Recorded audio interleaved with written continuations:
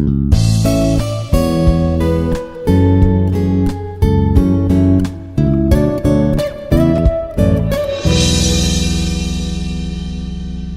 Dr. S. Manasa, Assistant Professor from Institute of Aeronautical Engineering, Dundigal, Hyderabad.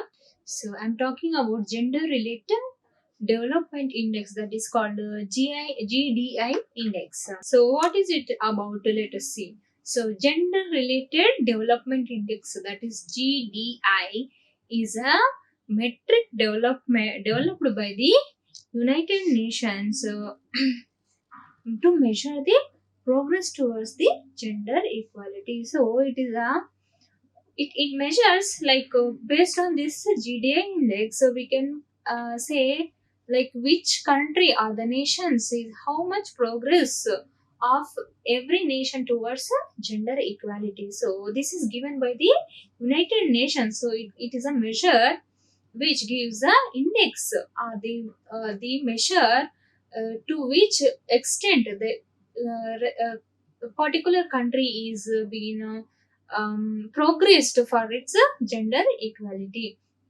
So it evaluates countries based on life expectancy. So what are the factors based on which this GDI is considered? Is one is life expectancy, education, and income levels for both men as well women. So it takes particular count of the men and women, how many are there, and their life expectancy, their education, income levels for both men as well as women. So based on this, the GDI is calculated. So what does this GDI index considers? So this GDI index, GD index considers the life expectancy at birth for each male as well as females. And this matrix reflects the overall health and well-being of a population with longer life expectancies indicating greater progress towards equality. So it gives life expectancy at birth for both male as well as female, and this metric reflects the overall health and how well good health is there for a given population, and what is the life expectancy, what is the stage of their living progress. So that longer life expectancies and it that in turn gives the progress towards the equality. So this is the gender related development index, that is called GDI.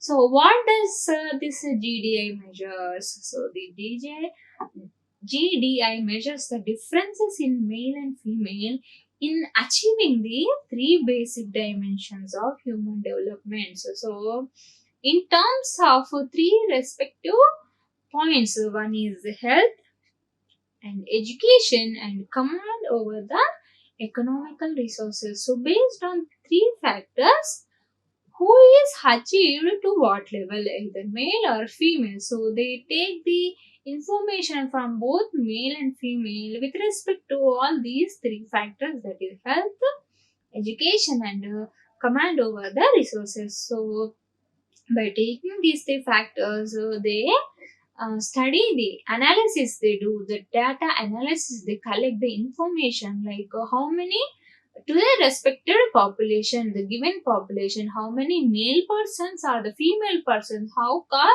come they are able to achieve, how far they are good at their health, and what is the education state, whether they are well being educated or not, and then command over the income sources. So who is handling, who is the dominating, means authorized person in the family. So with respect to each family of a given community, then community may go for a particular city and city to the country. So with respect to all parts of the nation or the country, they try to measure all these based on all these factors and then give the GDI index, which in turn indicates what is the progress of the given country towards the gender equality. So gender disaggregated data is used in each dimension. So with respect to each dimension, the disaggregated data is being collected, and then is collectively taken, and complete data analysis has been done. So when we talk about the first one, that is health dimension, so one dimension is what? Health, which is captured by the life expectancy at birth of male as well as female. So the health dimension is captured by the life expectancy at female and male. So, how is the health of a given female or the male person at birth? So, what is the birth rate? How is the health condition? How good is it? And particular community how it is, and particular locality. Then coming to the given city. So, segregated data first they will collect and then put. So, how many number of male are there? How many number of female are there? And what is the count, how it is with respect to the health, how many female babies are good at health, and how many male babies are good at health, they will compare. So with respect to one dimension, that is health, and with respect to the second factor, education. So education is second dimension is what? Education. So education is measured using two indicators. What are the? Female and male expected year of schooling for the children. So when they are going, either if he is a male person, male boy, that is when he is going to the school, what is the expected age of him to go to school? Then if it is a female, that means girl, child, then when she is starting the schooling. So it gives female and male expected years of schooling for children, and female and male mean years of schooling for adults ages of 25 and older. So and after a particular stage, how many people are still going for the higher education? So it gives initial number count of male and female, how many are going to the school first, and then it is also gives an average value of how many number of male and females are going to the higher education, that is after 25 years or more than that. So initial stage and the mid age, like the people going for the higher education. And the third command is income, command over the income resources, so economic resources, which is measured by the female and male estimated earned income. So in a particular family or a community, how many female members are there, male and there? For example, for a family male and female, what is the estimated earned income of a female, and same way what is the estimated income of a male? So they will gather the information for each family, and in a community, for example, 25 families are there. So in that, how many male persons are working and how many female persons are they working? So if they are working, what is the income that they are obtaining? Then comes the educational attainment. So with respect to the first command, that is the education. So this GDI exam examines the educational attainment levels for both genders, including the literacy rate and enrollment in the number of students that are getting enrolled to the primary, secondary, and tertiary level of education. So how many number of people are going for either primary, secondary, or tertiary education? This component reflects access to the learning opportunities and for the skill development. So the education, with respect to the educational attainment, what does it do? Is the GDI, that gender related development index, gives the information about how many number of children are going to school. They are going to school at what age? Female, male, how many numbers, and what age is the first stage of going to the school? Or if they are going, then how many number of people are going for the secondary education, and how many are going for the tertiary or the higher level of education, that they ratio they will calculate. And this gives the opportunities, like how can the opportunities can be increased for making more number of people to learn, as well as for development the skills in them. So that gives chances, the access to learning opportunities, and then for the skill development.